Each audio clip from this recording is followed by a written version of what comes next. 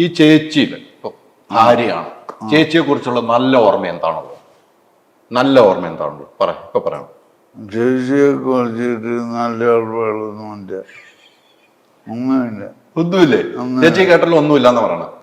ചേച്ചി ചോദിച്ചു നോക്ക്, ചോദിക്കാം. നല്ല ഓർമ്മയൊന്നുമില്ല. ഒന്നുമില്ല. എനിക്ക് അകപ്പാടൊരു അബദ്ധം പറ്റി വഴിയാ തോന്നുന്നു. ചേച്ചി കേട്ടല്ലോ, പറഞ്ഞോട്ടെ അല്ലേ? പറഞ്ഞോട്ടെ. ഒരിക്കലും അബദ്ധമല്ലാന്ന് ശ്രീചേട്ടൻ അറിയാം. ചിരിയെന്ന് എനിക്ക് മനസ്സിലാവുന്നുണ്ട്. ഞാൻ ഇപ്പോഴും വേറൊരാളെ അന്വേഷിച്ചുകൊണ്ടിരിക്കുക. ഇഷ്ടപ്പെട്ടോണ്ടിരിക്കുകയാണോ? ഇഷ്ടപ്പെടുന്നുണ്ട്. സ്വന്തമാക്കി കഴിഞ്ഞാൽ എനിക്ക് സമാധാനാവും. കേട്ടല്ലോ അല്ലേ? ചേച്ചി ചോദിക്കുക, ആരാന്ന് ചോദിക്കുക. ധൈര്യം വേണ്ടി ആരാന്ന് പറ. ഇപ്പോഴും ചോദിക്കാൻ ധൈര്യമില്ല. ചേച്ചി ചോദിക്കാൻ ധൈര്യമില്ല എന്നുണ്ടോ? ശ്രീചേട്ടൻ കള്ളം പറയല്ലോ കേട്ടോ. ഞാൻ ഇത് കള്ളം കള്ളം കള്ളം.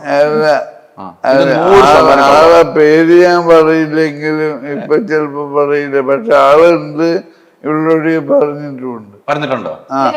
എന്നോടൊന്നും പറഞ്ഞിട്ടില്ല. വേറെ ആള് കല്യാണം കഴിക്കണം നേരത്തെ പ്രാവശ്യം പറഞ്ഞു. ഓ, കല്യാണം കഴിക്കണം എന്ന് പറഞ്ഞു. അപ്പൊ അതുപോലെ അപ്പൊ ഞാൻ പറഞ്ഞിട്ടില്ല എന്നുള്ള ഉറപ്പായില്ലേ? കല്യാണം കഴിക്കണം എന്ന് എന്നോട് പറഞ്ഞു. അത് ഇപ്പോഴും പറയുന്നുണ്ട്. ഇപ്പോഴും കല്യാണം കഴിക്കണം എന്ന് പറഞ്ഞു നടക്കുന്നു. സിനിമയിൽ ഒത്തിരി കല്യാണം കഴിച്ചിട്ടില്ലേ? അതുപോലെ ജീവിതത്തിൽ ഇനിയും കല്യാണം. അതായത് മെനിയെന്ന് ഇവിടെ ഒരു ഡോക്ടർ വന്നു. ആ ഡോക്ടർ കൊണ്ടുവന്ന ആള് പറഞ്ഞു, കുട്ടികളില്ലാത്തവർക്ക് അങ്ങനത്തെ ചികിത്സയൊക്കെ അറിയാവുന്ന ആളാണ് കുട്ടികളുണ്ടാവാൻ. ഞാൻ പറഞ്ഞു, എനിക്കൊന്ന് അദ്ദേഹത്തോട് പറഞ്ഞിട്ട് കുറച്ച് കുട്ടികൾ വേണം. കാരണം ജാനിന് 34-ാമത്തെ വയസ്സായത്. ഈ 34 വയസ്സിന് ഇപ്പോഴത്തെ എനിക്ക് കുട്ടികൾ ഉണ്ടായിട്ടേ ഇല്ല. എനിക്ക് കുറച്ച് കുട്ടികളെ വേണം. അവിടെ ആളുടെ കളന്ന് പറഞ്ഞിട്ടുണ്ട്.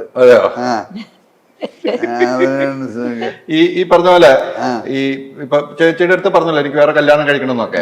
അതൊക്കെ നടക്കട്ടെ. അങ്ങനെ ചേച്ചി സമ്മതിക്കില്ല. കല്യാണം നടക്കുന്ന മോഹം മനസ്സിലിരുന്നോട്ടെ. അത് മോഹം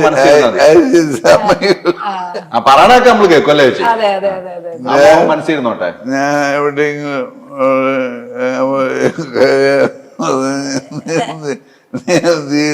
ചെയ്യും. കല്യാണം കഴിച്ചാൽ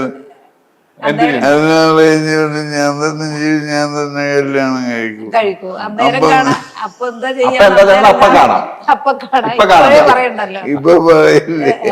ഇപ്പൊ പറയണ്ട ആവശ്യമില്ല. ഇപ്പൊ പറയില്ല. അപ്പൊ ആ ഒരു കാര്യം ഓക്കെ. അതിനൊരു തീരുമാനമായല്ലോ. ശ്രീചേട്ടൻ ഒരു തീരുമാനമായില്ലേ? എനിക്ക് തീരുമാനം കിട്ടിയില്ല. ചേച്ചി തീരുമാനം പറഞ്ഞു. എനിക്ക് കാര്യം പറയാൻ എന്താ ചെയ്യാന്ന് അതിപ്പോ പറയില്ല. കല്യാണം കഴിച്ചു കാണിച്ചാലേ പറയൂ. കഴിച്ചത് കണ്ടാലും പറയാന്നല്ലാതെ ഒരു തോക്കി കയറി വെടി വെക്കണില്ല ചേച്ചി. അപ്പൊ ശരിക്കും കല്യാണം കഴിക്കാൻ ശരിക്കും കല്യാണം കഴിച്ചോളൂ. കഴിക്കണ്ടെന്ന് പറയുന്നില്ല. ആ കാര്യം തീരുമാനമായി. ധ്യാനും വിനീതും അല്ലേ? ധ്യാനും വിനീതും. ഈ ധ്യാന്റെ ഇന്റർവ്യൂ ഒക്കെ കാണാറില്ലേ? ധ്യാന്റെ ഇന്റർവ്യൂ ഒക്കെ കാണുമ്പോ ചിരിക്കാറുണ്ടോ? ശരിക്കും പറ്റുന്ന കാര്യങ്ങള് വകുപ്പുണ്ടെങ്കിൽ ശരിക്കും. അവൻ അച്ഛനെ പോലെയാണ്. എല്ലാം തുറന്നു പറയും. ധ്യാൻ എല്ലാം തുറന്നു പറയും.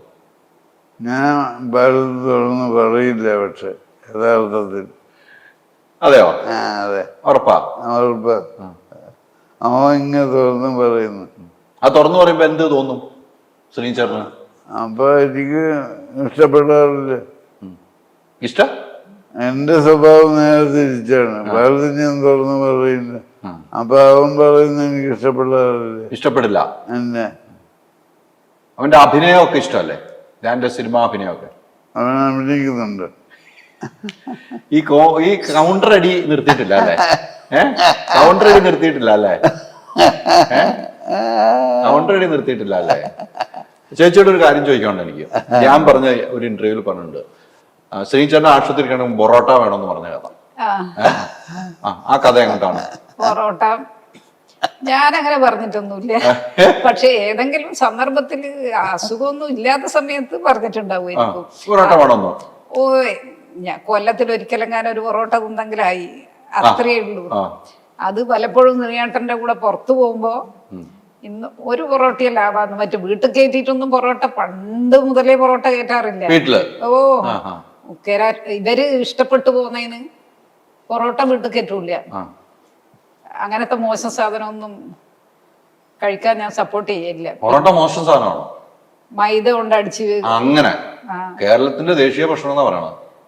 എല്ലാവരും ഇതാ കഴിക്കണം. മൈദ കൊണ്ട് ഉണ്ടാക്കുന്നതല്ലേ. മാത്രമല്ല, ഒരു പൊറോട്ടക്ക് 10 ഗ്ലാസ് വെള്ളം കുടിച്ചാലേ വയറ് ശരിയാവും.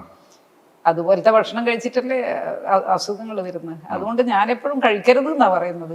പക്ഷെ വല്ലപ്പോഴും ഒന്ന് ഇപ്പൊ ഏട്ടന്റെ കൂടെ പുറത്തെല്ലാം പോകുമ്പോ ഞാൻ ഒരിക്കലും കഴിക്കാറില്ല. ഏട്ടൻ കഴിക്കാറില്ല.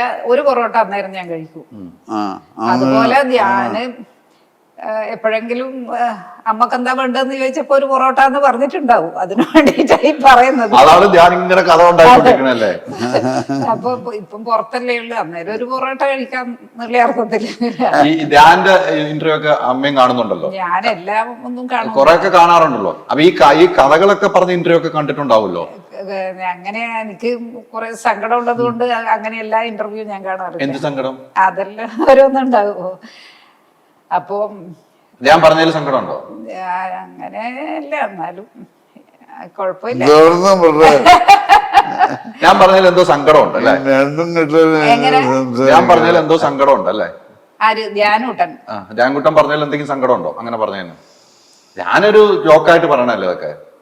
അത് തന്നെ.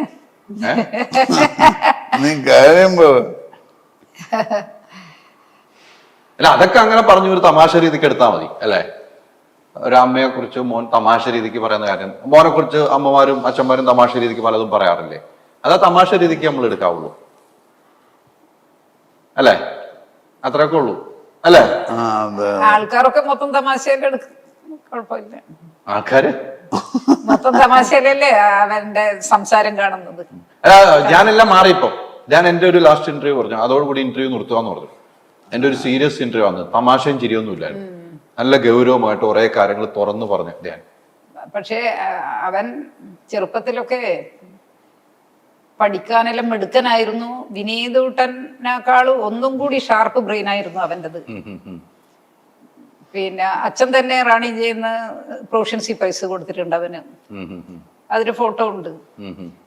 വിനീതൂട്ടന് 10ാം ക്ലാസ്സില് മാപ്പിളപ്പാട്ടിന് സ്റ്റേറ്റില്